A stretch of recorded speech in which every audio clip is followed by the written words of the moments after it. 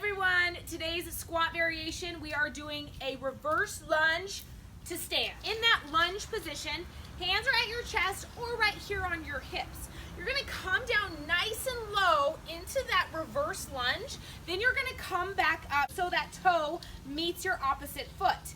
Taking it back down, so nice wide stance back so that knee does not come forward over that toe.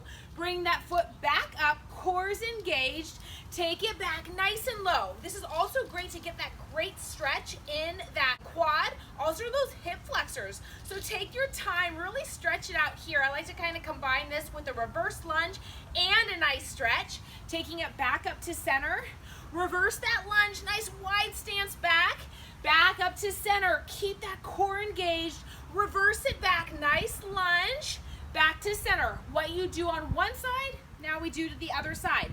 So now, ground yourself in that opposite foot, kick it back with that left foot, nice reverse low lunge, stretch it out, feel that nice stretch.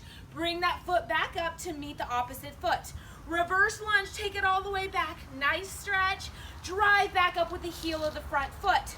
Reverse it back, exhale, drive back up, core is engaged. Last two, take it back, bring it back up to center. Last one, reverse it back, and all the way back up to center.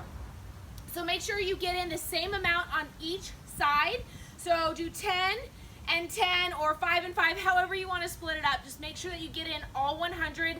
Really try to do all 100 this way today because it's a really great way to stretch out your lower body while you're getting in your 100 squats for the day. So give those a try. Let me know what you think. Can't wait to see you next time.